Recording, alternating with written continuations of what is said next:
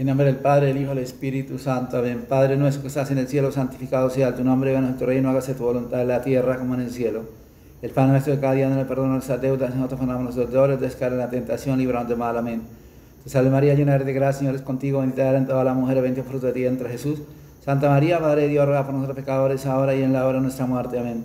Te salve María, llena eres de gracia, Señor es contigo, bendita eres entre todas las mujeres, bendito fruto de ti entre Jesús. Santa María, Madre de Dios, ruega por nosotros pecadores, ahora y en la hora de nuestra muerte. Amén. Salve María, llena de gracia, Señor es contigo, bendita eres entre todas las mujeres, bendito fruto de ti entre Jesús. Santa María, Madre de Dios, ruega por nosotros pecadores, ahora y en la hora de nuestra muerte. Amén. Gloria al Padre, al Hijo y al Espíritu Santo, como era en principio, ahora y siempre, por los siglos de los siglos. Amén. San Miguel Arcángel, defiéndonos en la batalla, sé nuestro amparo contra la perversidad y las asechanzas del demonio. De prima de Dios, humildemente suplicamos. Y tu príncipe milicia celestial, arroja al infierno a Satanás y a los demás espíritus malignos que vagan por el mundo para la perdición de las almas. Amén. En nombre del Padre, del Hijo y del Espíritu Santo. Amén. Este video tiene como objetivo terminar la encíclica Studiorum Ducem del Papa Pío XI de 1923, donde se celebraba o conmemoraba el sexto centenario de la canonización de Santo Tomás de Aquino, y que por cumplirse este año 2023, 700 años de la canonización, pues la estamos presentando en este canal. Pido disculpas porque al final del video anterior dije que era la encíclica del Papa Pío IX, y no, es del Papa Pío XI, 1923. Yo tengo que leer rápido porque resulta que ya he tratado de grabar el video 2 veces y no me cabe la encíclica, entonces tengo que leer rápido para que ustedes puedan tener toda la encíclica y no se vaya a quedar algún pedazo, digámoslo así, para otro video. Entonces seguimos. El carácter sobrenatural de sus escritos. En efecto, al tratar él de las cosas divinas en sus enseñanzas y escritos, dio a los teólogos un luminoso ejemplo de la estrechísima relación que debe haber entre los estudios y los sentimientos del alma. Y así como puede decirse que no tiene noticia exacta de un país lejano el que no conoce su disposición ni ha vivido en él por algún tiempo, así ninguno podrá adquirir conocimiento exacto de Dios con la diligente investigación científica solamente si no está además en perfecta unión con Dios, y a esto precisamente tiende toda la teología de Santo Tomás, a conducirnos a vivir una vida íntima con Dios. Y así como cuando era niño en Montecassino no se cansaba de preguntar ¿quién es Dios? Del mismo modo, en los libros que compuso acerca de la creación del mundo y acerca del hombre y de las leyes y las virtudes y de los sacramentos, en todos trata de Dios como autor de nuestra eterna salvación, disputando por lo tanto acerca de las causas que hacen estériles los estudios, cuáles son las curiosidades, el desmedido deseo de saber, la cortedad del ingenio, la aversión al esfuerzo y a la perseverancia. No encuentra otro remedio a tales causas que una gran prontitud para la fatiga, vigorizada con el ardor de la piedad y derivada de la vida del espíritu, dirigiéndose los estudios sagrados por una triple luz: la recta razón, la fe infusa y los dones del Espíritu Santo que perfeccionan la inteligencia. Ninguno poseyó esta luz en más abundancia que él, porque después de haber empleado en las cuestiones difíciles todas las fuerzas de su ingenio, imploraba de Dios la explicación de las dificultades con ayunos, humildísima oración, y Dios solía escucharlo con tanta benignidad que alguna vez mandó al mismo príncipe de los apóstoles, San Pedro, a enseñarle. Y no es maravilla si al acercarse al fin de su vida alcanzó tan alto grado de contemplación que las cosas por él escritas le parecían paja y decía que no podía dictar más. Así tenía fijas ya en el pensamiento las verdades eternas, de modo que no deseaba otra cosa que ver a Dios, pues este, como él mismo enseña, es el fruto que debe sacarse principalmente de los estudios: un grande amor de Dios y un gran deseo de las cosas eternas. El filósofo, su división de la filosofía y estima de la razón. La filosofía de Santo Tomás. al mismo tiempo que con su ejemplo nos enseña cómo debemos portarnos en la diversidad de los estudios, nos da firmes y estables preceptos para las disciplinas particulares. Y ante todo, ¿quién mejor que él explicó la naturaleza y la razón de la filosofía, sus partes y la importancia de cada una? Véase con cuánta perspicacia demuestra la conveniencia y el acuerdo de los varios miembros que forman el cuerpo de esta ciencia. Al sabio, dice, corresponde ordenar, y la razón es que la sabiduría es principalmente perfección de la razón, a la cual corresponde conocer el orden, porque si bien las virtudes sensitivas conocen algunas cosas de modo absoluto al orden, entre la una y las otras solamente las conoce el entendimiento y la razón. Así, según los diversos órdenes que la razón considera, hay diversas ciencias. El orden que la razón, considerando, produce en el propio acto, pertenece a la filosofía racional, o sea, a la lógica, que propiamente considera el orden de las partes del discurso entre sí y el orden de los principios ya entre sí mismos, ya respecto de las conclusiones. A la filosofía natural, o sea, a la física, corresponde el estudiar el orden de las cosas que la razón humana considera, cosa que pero no crea, que la razón humana considera pero no crea. Y así en la filosofía misma natural comprendemos también la metafísica. El orden de las acciones voluntarias se considera en la filosofía moral, la cual se divide en tres partes. La primera, que considera las operaciones del individuo en orden al fin y se llama monástica, y la segunda considera las operaciones de la multitud doméstica y se llama económica. La tercera considera las operaciones de la multitud civil y se llama política.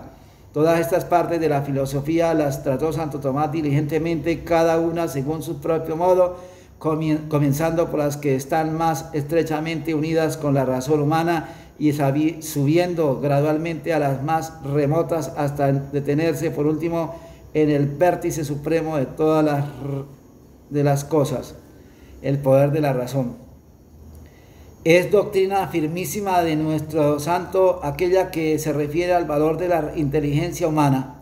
Nuestro entendimiento conoce naturalmente el ser y las cosas que pertenecen al ser en cuanto tal, y sobre este conocimiento se funda la noción de los primeros principios, doctrina que destruye radicalmente la opinión de aquellos filósofos recientes que niegan al entendimiento la percepción del ser, dejándolo solo la de las impresiones subjetivas, errores de los cuales se sigue el agnosticismo tan vigorosamente reprobado en la encíclica Pacendi.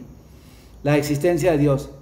Los argumentos con los cuales Santo Tomás demuestra la existencia de Dios y que Él solamente es el mismo ser subsistente son todavía hoy, como en la Edad Media, las pruebas más válidas, claras confirmación del dogma de la Iglesia proclamado en el Concilio Vaticano I e interpretado egregiamente por Pío X en estas palabras: Dios como principio y fin de todas las cosas puede conocerse y demostrarse con certeza por medio de la luz natural de la razón, por las cosas creadas, o sea, por las obras visibles de la creación, como por los efectos conocemos ciertamente la causa. Y su metafísica, aunque muchas veces y aún ahora acerbamente impugnada, mantiene todavía su fuerza y todo su esplendor, como el oro que ningún ácido puede alterar, y añade con razón el mismo predecesor nuestro. No puede alejarse uno de Tomás, especialmente en la metafísica, sin grave daño. El teólogo, relación de teología y filosofía y las diversas disciplinas teológicas. Santo Tomás, el más alto exponente de la teología. Nobilísima entre las humanas disciplinas es ciertamente la filosofía, pero según el orden actual de la divina providencia, no podemos en realidad llamarla primera, porque no abraza el entero conjunto de las cosas, tanto al principio de la suma contra los gentiles como en el de la suma teológica. Santo Tomás demuestra la existencia de otro orden de cosas superior a la naturaleza y que excede a la virtud misma de la razón, el cual el hombre no hubiera podido conocer jamás sin la bondad divina sin la voluntad divina no se lo hubiese revelado. Es el campo donde domina la fe, y esta ciencia de la fe se llama teología, que se encontrará más perfectamente en el que tenga conocimiento más profundo de los documentos de la fe y al mismo tiempo más alta y completa la facultad de filosofar. Ahora bien, no podemos dudar que la teología ha sido elevada al más alto grado por Santo Tomás, habiendo él poseído perfectamente los documentos divinos de la fe y estando dotado de un ingenio agudo, admirablemente dispuesto para filosofar. Por lo tanto, Santo Tomás, no solo por su doctrina filosófica, sino también por los estudios de esta disciplina, es en nuestra escuela el principal maestro. En efecto, no hay parte alguna de la Sagrada Teología en la cual él no haya mostrado felizmente la extraordinaria riqueza de su inteligencia. Apologética. Ante todo, estableció sobre propios y genuinos fundamentos la apologética al definir bien la distinción que existe entre las cosas de razón y las cosas de fe, entre el orden natural y el sobrenatural, y por esto el Sacro Concilio Vaticano I, cuando definió que algunas verdades religiosas pueden conocerse naturalmente, pero que para conocerlas todas y sin error se necesitó por necesidad moral que fuesen reveladas, y que para conocer los misterios fue absolutamente necesaria la divina revelación, se sirvió de los argumentos tratados no por otros, sino por Santo Tomás de Aquino, el cual estableció que el que se dedica a la defensa de la doctrina cristiana debe mantener firme este principio: asentir a las verdades de la fe, no es ligereza, aunque sean superiores a la razón. En efecto, se demuestra que si bien las cosas de la fe son arcanas y obscuras, sin embargo, las razones que inducen al hombre a la fe son claras y manifiestas, porque el hombre no creería si no viese que las cosas deben creerse. Y añade también que la fe, lejos de ser un impedimento y un yugo servil e impuesto a la humanidad, debe estimarse por el contrario como un beneficio máximo, puesto que ella es en nosotros un principio de la vida eterna. Dogmática. La otra parte de la teología que se refiere a la exposición de los dogmas la trata Santo Tomás con riqueza enteramente especial, y no encontramos ninguno que haya penetrado más a fondo o expuesto más cuidadosamente los augustísimos misterios de la fe, tales como los que pertenecen a la vida íntima de Dios, al secreto de la predestinación eterna, al gobierno sobrenatural del mundo, a la facultad de conseguir su fin concedida a las criaturas racionales, a la redención del género humano efectuada por Cristo y continuada por la Iglesia, y los sacramentos, dos medios que Santo Tomás llama en cierta manera reliquias de la divina encarnación. Ciencia moral doméstica y civil. Estableció además una segura doctrina teológica moral para la dirección completa de los actos humanos al fin sobrenatural. Como perfecto teólogo asigna no solo a los individuos en particular, sino a la sociedad doméstica y civil las normas seguras de la vida, en lo cual consiste la ciencia moral, económica y política. Así, en la segunda parte de la Suma Teológica son excelentes las cosas que enseña con relación al régimen paterno, o sea, doméstico, al régimen legal del Estado y de la nación, al derecho natural y al derecho de gentes, y a la paz, a la guerra, a la justicia y al dominio, a las leyes y a su observancia, al deber de atender a las necesidades privadas y a la prosperidad pública, y todo esto tanto en el orden natural como en el sobrenatural. Preceptos que, si fuesen inviolables y exactamente observados en privado y en público y en las mutuas relaciones entre las naciones, no haría falta más para obtener entre los hombres la paz de Cristo en el reino de Cristo, que todo el mundo ansía. Por esto es muy de desear que se conozcan cada vez mejor la doctrina de Santo Tomás referente al derecho de gentes y a las leyes que establecen las relaciones entre los pueblos, puesto que contienen los verdaderos fundamentos de lo que se llama sociedad de las naciones. Su doctrina ascética y mística. No tiene menos mérito su doctrina ascética y mística, porque reduciendo toda la economía moral a la razón de virtud y de dones, establece esta doctrina y la tal economía según las diversas clases de hombres, tanto los que quieren vivir según las reglas comunes como los que se proponen conseguir la perfección cristiana de su espíritu en un doble género de vida, la activa y la contemplativa.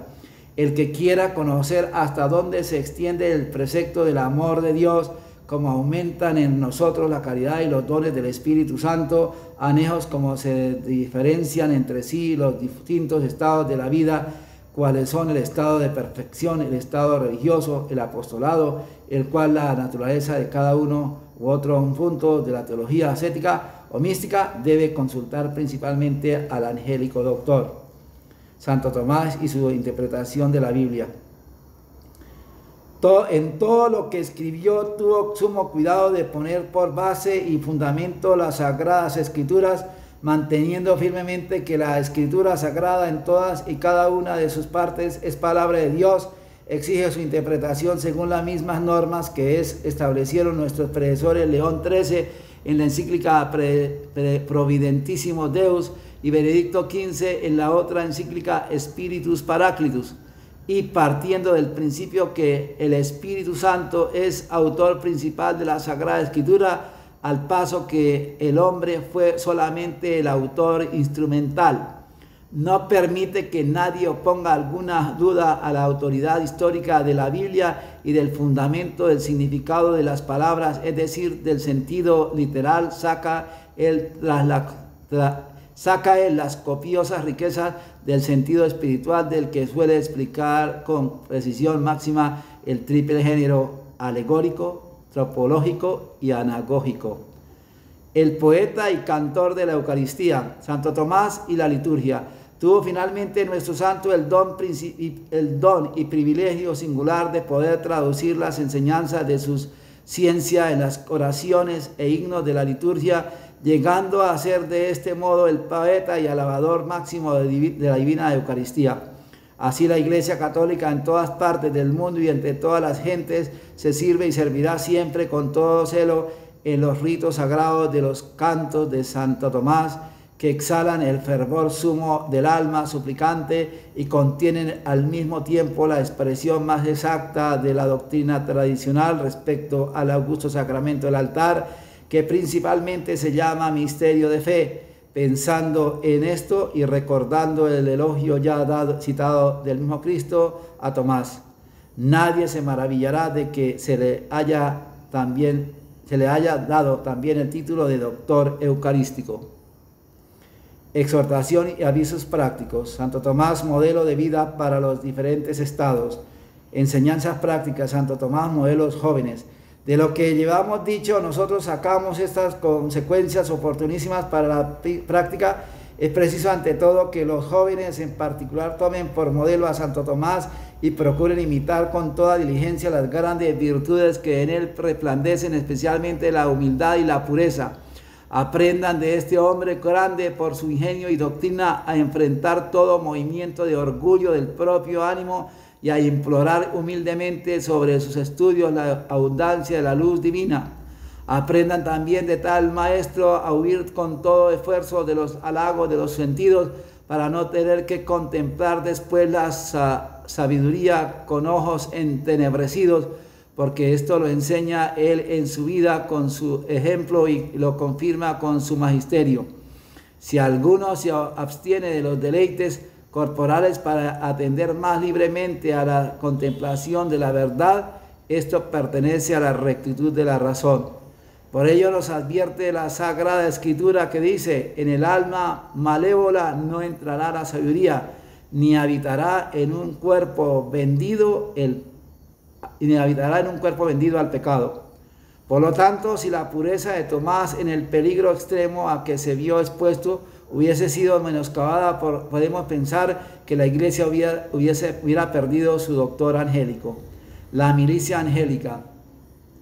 Y viendo a la mayor parte de los jóvenes seducidos por los halagos del placer mancillar tan pronto su pureza y entregarse a los deleites de los sentidos, nos vemos, venerables hermanos, con toda premura os recomendamos que propaguéis por todas partes, especialmente entre los jóvenes del clero, las sociedades de la milicia angélica, fundada para conservar y custodiar la pureza bajo la tutela de Santo Tomás, y confirmamos todas las indulgencias pontificias con las cuales fue enriquecida por Benedicto XIII y otros predecesores nuestros, y a fin de que cada uno más fácilmente se anime a dar su nombre a esta milicia, concedemos licencia para que aquellos que de ella formasen parte puedan llevar en lugar del símbolo una medalla bendita colgada al cuello, la cual tenga en una cara la imagen de Santo Tomás ceñido por los ángeles y en la otra la de la Virgen Reina del Santísimo Rosario.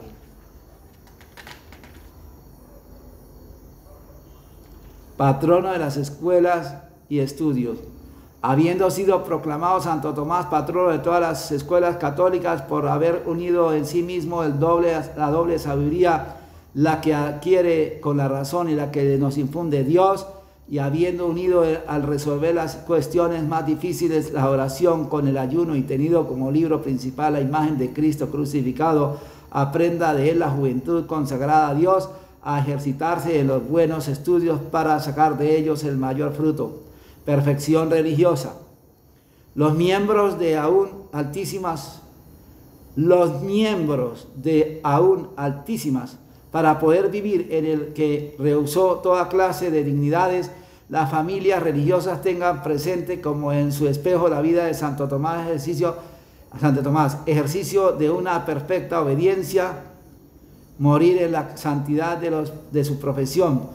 Todos los fieles cristianos tengan también en Tomás un ejemplo de la más tierna devoción hacia la augusta Reina de los cielos, cuya salutación angélica recitaba él con tanta frecuencia y solía escribir en sus páginas: y al doctor eucarístico pidan el favor hacia el augusto sacramento. Pidan el fervor hacia el santísimo sacramento. Sacerdotes eucarísticos. Y esto conviene que pidan en especial los sacerdotes todos los días cuando la enfermedad no se lo impedía, celebraba Tomás la Santa Misa y después oía otra de un compañero suyo o de otros, y frecuentemente la ayudaba a celebrar, como cuando el diligentísimo autor de su vida. Cuenta el diligentísimo autor de su vida. ¿Y quién puede decir el fervor de su espíritu al celebrar el santo sacrificio y la diligencia con que se preparaba y las acciones de gracias que una vez terminada dirigía a la majestad divina? El estudio de sus escritos, contrario a la doctrina modernista, para evitar los errores que son causa primera de las miserias de nuestro tiempo, es preciso permanecer fieles hoy más que nunca a la doctrina de Santo Tomás. Las varias opiniones y teorías de los modernistas las confunde él victoriosamente tanto en la filosofía, defendiendo, como hoy hemos visto, el valor y la firmeza de la inteligencia humana, y probando con firmísimo argumento la existencia de Dios, como en la teología, distinguiendo bien el orden natural del sobrenatural e ilustrando las razones de la fe en todos los dogmas, y mostrando que las cosas creídas con la fe no se apoyan sobre una opinión, sino sobre verdad, y son inmutables. En la ciencia bíblica, dando el verdadero concepto de la divina inspiración, en la disciplina moral, social y jurídica, estableciendo bien los principios de la justicia legal y social, conmutativa y distributiva, y con las relaciones de la justicia misma con la caridad, con la ascética, dando reglas para la perfección de la vida cristiana e impugnando a los que en su tiempo se oponían a las órdenes religiosas, y contra esta emancipación de Dios hoy tan decantada afirma los derechos de la verdad primera y de la autoridad que tiene sobre nosotros Dios, Señor Supremo. De aquí se verá por qué los modernistas no temen a ningún otro doctor de la Iglesia tanto como a Tomás de Aquino. Id a Tomás. Así pues, del mismo modo que se les dijo a los egipcios cuando estaban grandemente necesitados, id a José para obtener de él abundancia de trigo y poder alimentar sus cuerpos, del mismo modo hoy a todos los hambrientos de la verdad nosotros les decimos: id a Tomás para que os dé él, que tiene tanta abundancia de pasto de la sana doctrina y el alimento de las almas para la vida sempiterna. Que este alimento esté pronto y al alcance de todos fue atestiguado por la santidad del juramento cuando se trató de inscribir a Santo Tomás en el catálogo de los santos. En la escuela luminosa y abierta de este doctor florecieron muchísimos maestros religiosos y seglares por su modo sucinto, fácil, claro, hasta los legos y hombres de escasa inteligencia desean leer sus escritos. Norma de estudios y obligatoria para las instituciones católicas superiores.